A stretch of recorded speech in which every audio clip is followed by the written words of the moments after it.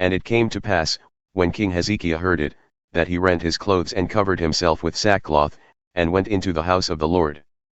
And he sent Eliakim, who was over the household, and Shebna the scribe, and the elders of the priests, covered with sackcloth, to Isaiah the prophet the son of Amoz. And they said unto him, Thus saith Hezekiah, This day is a day of trouble and of rebuke and blasphemy, for the children have come to the birth, and there is not strength to bring forth. It may be the Lord thy God will hear all the words of Rabshakeh, whom the king of Assyria his master hath sent to reproach the living God, and will reprove the words which the Lord thy God hath heard. Therefore lift up thy prayer for the remnant who are left. So the servants of King Hezekiah came to Isaiah. And Isaiah said unto them, Thus shall ye say to your master, Thus saith the Lord, Be not afraid of the words which thou hast heard, with which the servants of the king of Assyria have blasphemed me. Behold, I will send a blight upon him, and he shall hear a rumor and shall return to his own land, and I will cause him to fall by the sword in his own land. So Rabshakeh returned and found the king of Assyria warring against Libnah, for he had heard that he had departed from Lachish.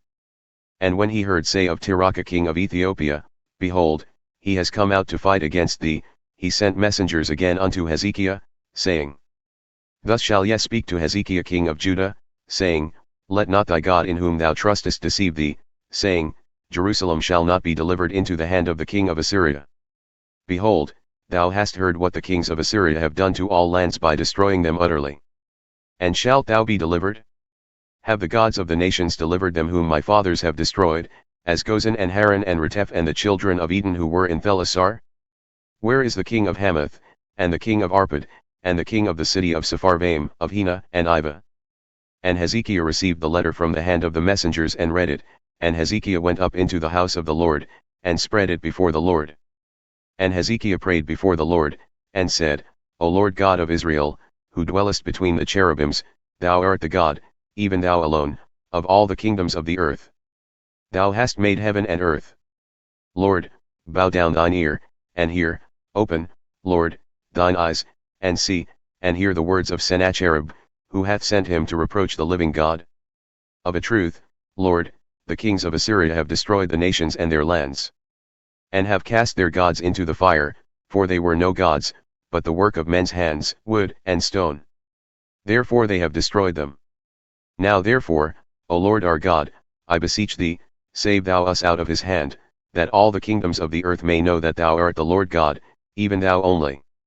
Then Isaiah the son of Amoz sent to Hezekiah, saying, Thus saith the Lord God of Israel, that which thou hast prayed to me against Sennacherib king of Assyria I have heard.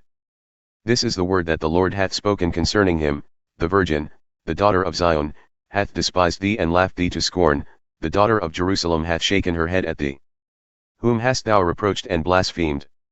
And against whom hast thou exalted thy voice, and lifted up thine eyes on high? Even against the Holy One of Israel. By thy messengers thou hast reproached the Lord, and hast said, With the multitude of my chariots I have come up to the height of the mountains, to the sides of Lebanon, and will cut down the tall cedar trees thereof, and the choice fir trees thereof, and I will enter into the lodgings of his borders, and into the forest of his Carmel.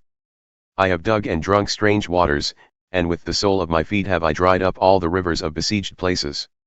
Hast thou not heard long ago how I have done it, and of ancient times that I have formed it? Now have I brought it to pass, that thou shouldest be to lay waste fortified cities into ruinous heaps. Therefore their inhabitants were of small power, they were dismayed and confounded, they were as the grass of the field and as the green herb, as the grass on the housetops and as corn blighted before it be grown up. But I know thy abode, and thy going out and thy coming in, and thy rage against me.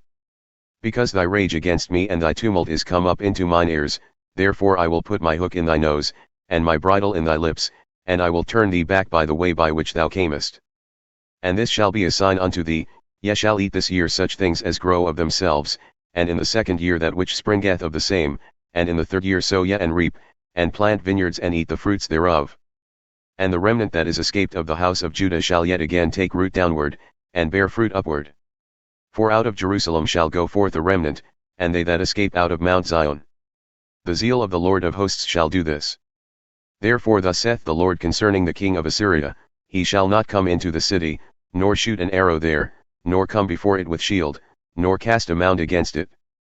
By the way that he came, by the same shall he return, and shall not come into the city, saith the Lord. For I will defend the city to save it for mine own sake, and for my servant David's sake. And it came to pass that night, that the angel of the Lord went out and smote in the camp of the Assyrians 185,000, and when they arose early in the morning, behold, they were all dead corpses. So Sennacherib king of Assyria departed, and went, and returned, and dwelt at Nineveh. And it came to pass, as he was worshipping in the house of Nisroch his god, that Adramelech and Sharezer, his sons, smote him with the sword, and they escaped into the land of Ararat. And Esarhaddon his son reigned in his stead.